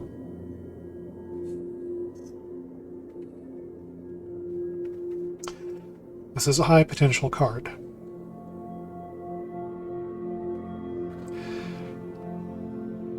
So, I think we are between Shadow Beast Sighting and Hound Tamer. Shadow Beast Sighting is very good. We could mill the card into our graveyard and effectively draw a 7-mana sorcery. Hound Tamer, however, fills a spot on our mana curve that we need. It has sky-high potential. And at this point, we have this Howl of the Hunt. It may or may not make the cut in the final deck. If it does, this synergizes. I'm going to take the Hound Tamer here. Right, Sunset Revelry, low potential. A pair of 2/2s is decent, but only decent. Obsessive Astronomer, low potential. Celestis Sanctifier, middling. Flare of Faith, no potential. Organ Hoarder. So, it has reasonable potential on its own. It also draws you a card. So, in that respect, this card, it represents its own potential and the potential of something else. And unlike a traditional card draw spell where the more of them you put in the deck, the less threats you have, this is a threat. So, if you had a deck that's all Organ Hoarders, you can win the game. You can kill the opponent. It's decent. Arrogant Outlaw, also decent. Ecstatic Awakener, solid. Brimstone Vandal, solid. Bramble Armor, low. Cavalry, high. Eccentric Farmer, low, but synergizes well with our deck. Stuffed Bear, you know what I have to say. Okay. So this pick is going to be, I think, between Eccentric Farmer and the Cavalry. There are good blue cards in this set, right? The Flyer we've looked at, the Organ Hoarder. Blue has some high potential cards. But there's not a very strong incentive to go into an off-color when we've already got decent picks for the colors we're in. We have quite a few good 5-drop options. A couple of them are off-color.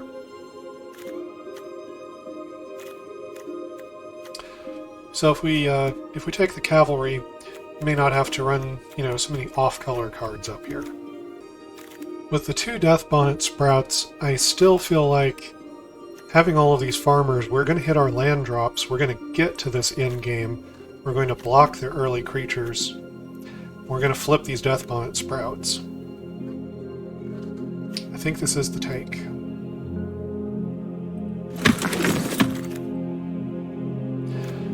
Firmament Sage. This card is low potential on its own, 2 power for 4. It is such a powerful card draw spell. Starting the day-night cycle and drawing a card every time day-night flips. If you've ever seen the Celestis at work, then you should know that Firmament Sage is going to draw an enormous number of cards in Limited. In Constructed, unfortunately, this dies to most removal spells that exist in the format. So even though this card is great and it could draw you a ton of cards, I think it's too fragile to use for Constructed. Anyway. Blade-stitched Scab. We do have a little bit of a zombie theme. Not enough of one, I think. And if I'm going to run a blue card in the deck, I'd rather it be a 4 or 5 mana blue card than a 2 mana blue card. Sanctifier, decent. Amalgam, good. Okay. None, none, none, none, none. Bird Admirer is good. Path to the Festival. No potential. At some point you can start to think about the synergies of Path to the Festival with the deck. In this case, Eccentric Farmers are our version of Path to the Festival. And even though the two of them play well together, we're not trying to ramp to 7 or 8 mana, so I don't think that's necessary. We've already got Eccentric Farmers and we've got the Rejuvenators. So I think for this pack, it's either Firmament Sage, Amalgam, or Admirer, and the Sage would just be for the card advantage, not for its potential.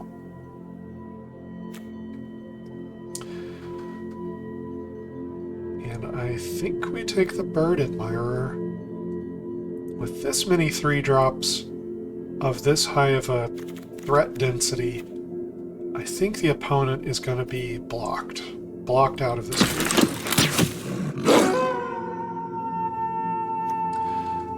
Okay, so I think I've explained potential enough over the course of these 3 packs, and you're starting to get familiar with the cards from Innistrad Midnight Hunt. You probably know a lot of what I'm going to say unless we haven't seen the card yet. So, low, not for us. In a zombie deck, it could be high. Mystic Skull turns into a 5/6, fixes our mana. It's actually a high potential card. Has a high potential to win the game by itself. So we could totally think about this.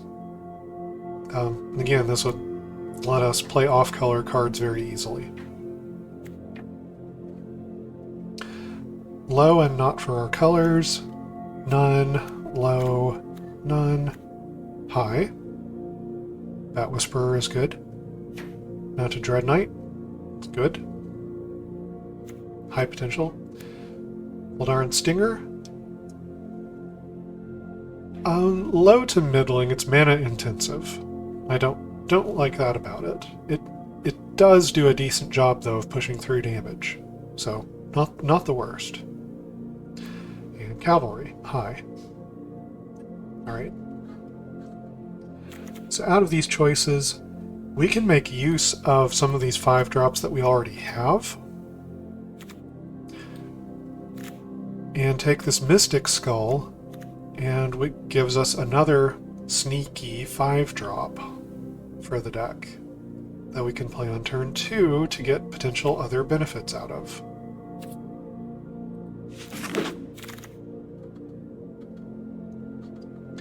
In all fairness, though, it's not a creature, so it doesn't synergize with the Sprout quite as well as some cards.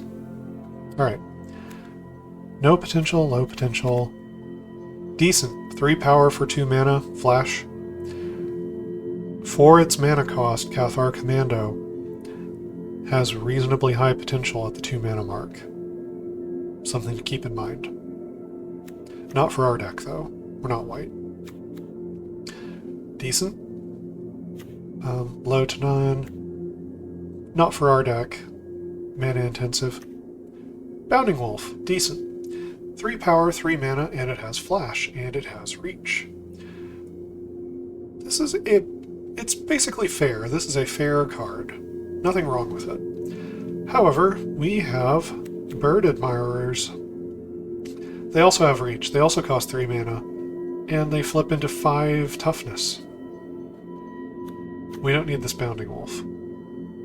Howl of the Hunt, middling, already have one. Jack-o'-lantern, no potential. Okay. So this is not a great pack for us. Sort of off-color and low potential. doesn't have what we need.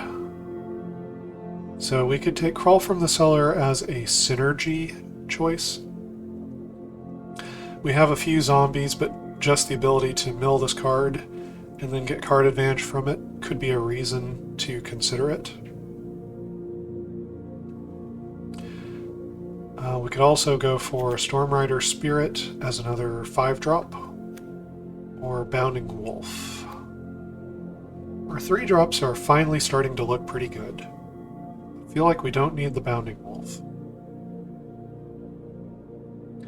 So we're between the Spirit and Crawl from the Cellar. I don't want to splash a 2-mana card. That's not what you want to do with a splash color. This is why people make fun of 5-color 1-drops. It's a meme. Don't ever do it. Seriously, do not ever do it. Because if you're splashing cards, you want to make sure they have a high enough board impact that if you don't get your splash color of mana till later in the game, that it still impacts the board, still has a big effect on the game. That's why that red X spell that gives First Strike Trample and plus X. Whatever stage of the game you draw that at, could be very late, still has a giant impact on the board.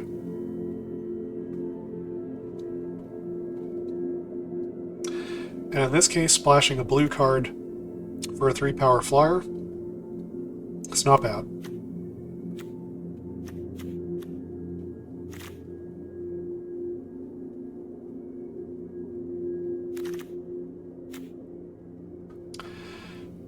So it's between that and a synergy choice. I think I'm going to take the synergy card. I don't know that either of these will make the final cut.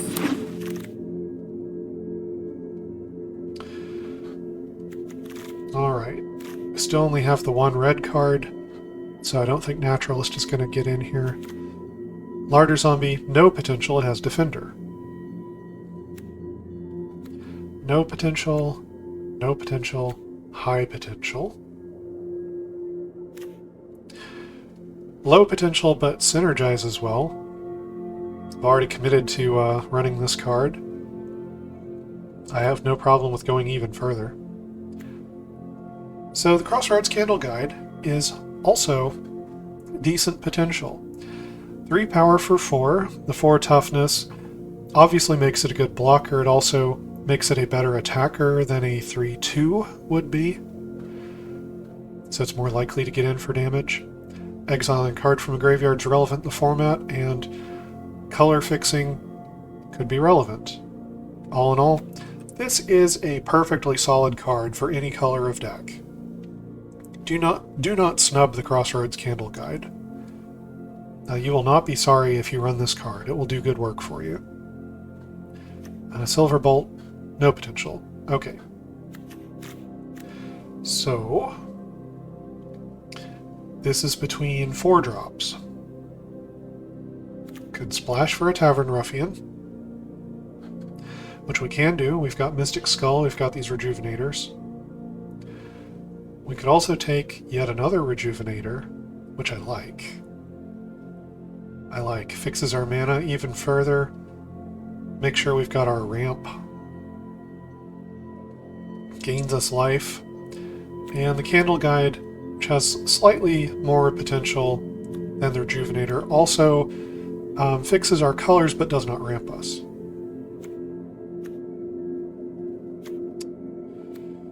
So the Ruffian has the highest potential.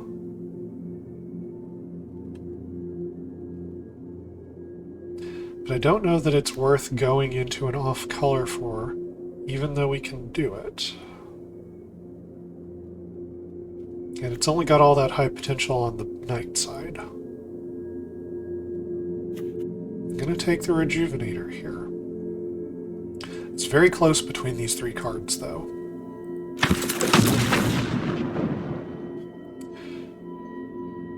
Okay. So, got Blood Thief. This can grow throughout the course of the game.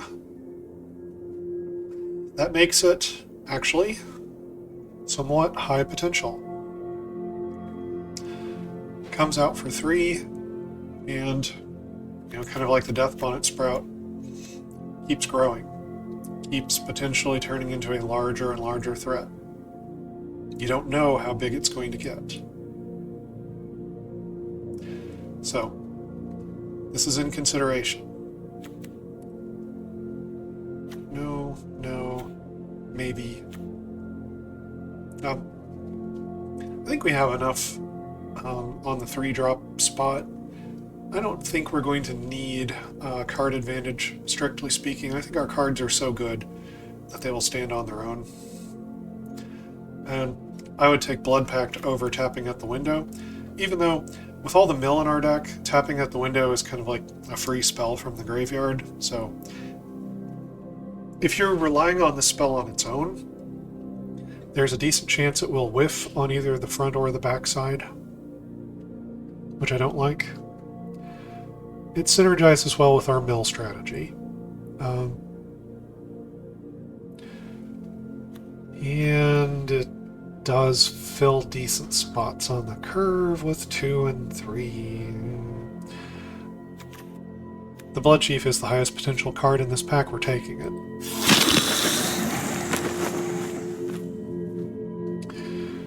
Right. Witch, not for us. Amalgam, decent. Ruffian, high. Cavalry, high and in our colors. Bolt, none. Bear, mana intensive. Okay, so as far as how splashable, you know, the Tavern Ruffian is, I think we're going to go for the Cavalry here. We've got ways to get to 5 mana. I think it's time we take more 5 drops. Oh, this pack is terrible. I mean, we are up to our 10th pick here. Yeah, nothing in our colors. We don't have any rares or uncommons to pick either. Rough. This is rough. Okay, in terms of standard playables, even though I hate it, Devious Cover-Up, sometimes used in control decks. We will take a copy. Well, this is obvious. Cavalry. Pretty clear choice here, too. Amalgam. Ooh, Cavalry this late. And a Spirit. Okay.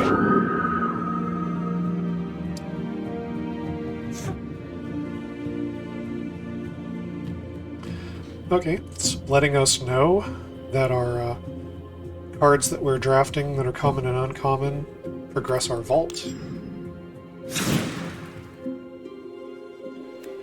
So, I don't have a whole lot of cards from this set on this account. On the other account, as I said, I wouldn't want to do this draft. It only moved our vault a tiny little bit because we don't have a lot of this set. Okay, so secrets can go... Let's see, let's start trimming the fat here. Okay, so the first question is, if I cut every blue and red card, do I still have a playable deck?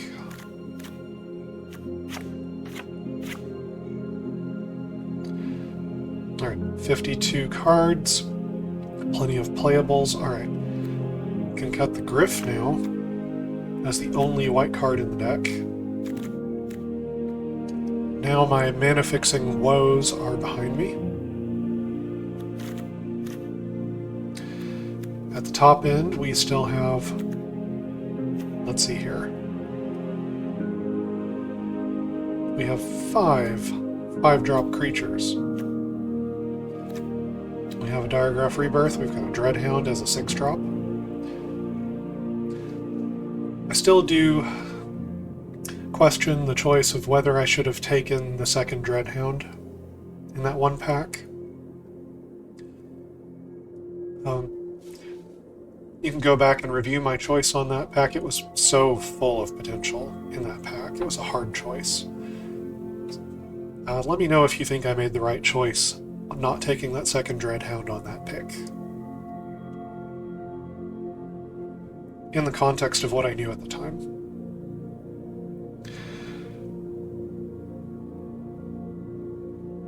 Alright, we've got lots of 4-drops. I think maybe we can potentially start high-grading our cards a little bit here now to make sure that our strategy focuses up, tightens in a bit. Although, I will say that with a mill deck, where we are self-milling, with a 40-card deck, you can very easily mill yourself out. I've seen it happen. I have lost that way in Limited. I have won that way in Limited. In the original Ravnica, I think it was the first pre-release I ever went to,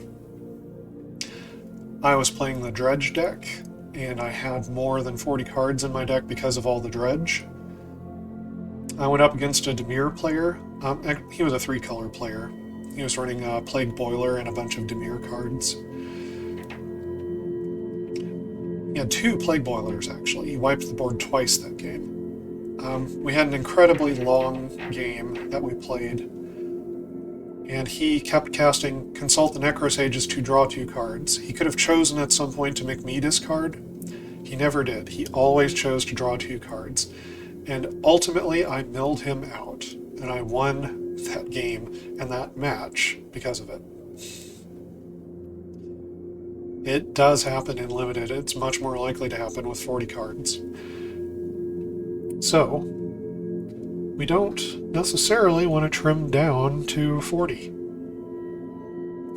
I do think we can still cut some of the chaff from the deck, though. I think Bramble Armor, it's not necessary. I think we have lots of playables here.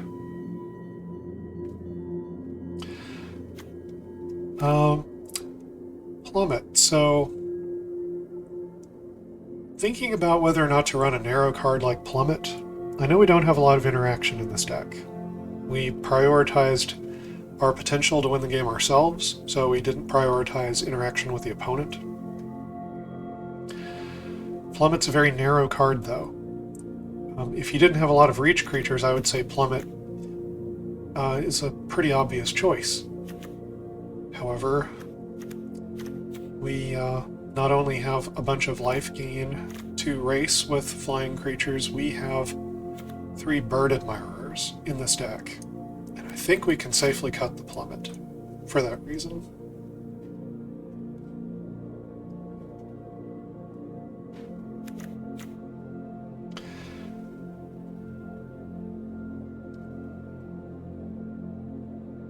So, in this deck, Crawl from the Cellar feels a little bit like a filler card. We don't have a lot of zombies. So it's mostly just a piece of card advantage for us. It's something we can hit off of mill triggers. I think I would rather hit creatures off of mill triggers, though. I'm going to cut it for the moment. Rotten Reunion, I would also rather hit creatures off of my mill triggers.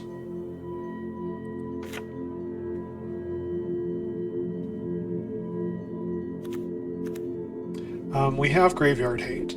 Deathbonnet Sprout turns into Graveyard Hate, so Rotten Reunion isn't that necessary.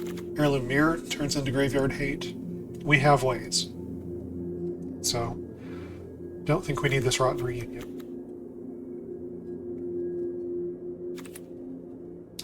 I like the Procession. I like the Mirror. There's another streamer and YouTuber,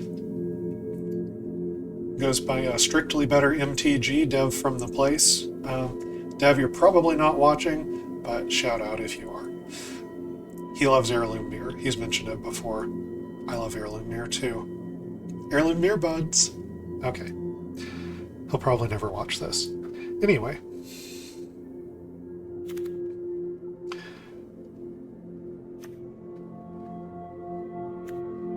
I think because we have a mill strategy and because I don't want to mill out, a lot of what's left here... Okay, I'm going to cut the Howl from the Hunt. Want to hit creatures. Definitely want to hit creatures more. Most of what's left here, I think, are keepers.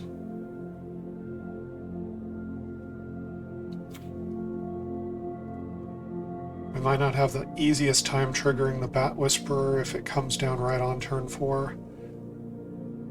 It's still a solid card, though.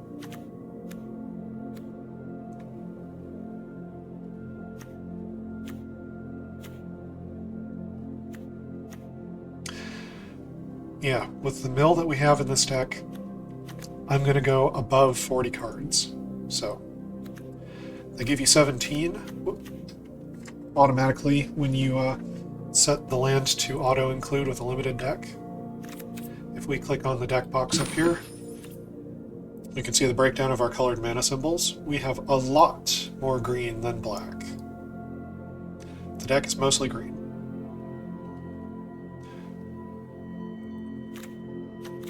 We do have this Mystic Skull to color fix early for black. Eccentric Farmer can get us a swamp back from our graveyard. If all of that fails, the Dawnheart Rejuvenator can make black mana.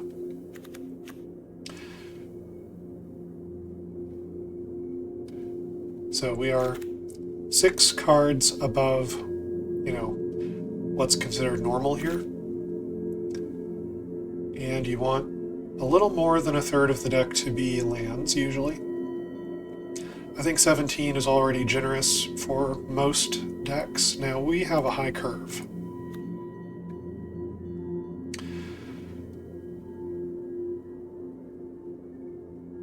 So for our 6 extra spells, I'm going to add 1 more swamp, 2 more forests. We're going to run 49 cards. Hopefully we will not mill out with these 49 cards.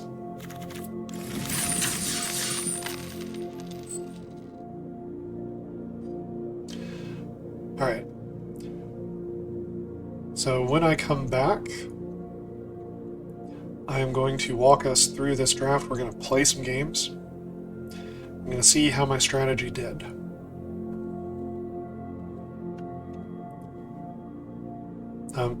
In case this video is too long and I have to break it up into 2, then until next time, stay cool.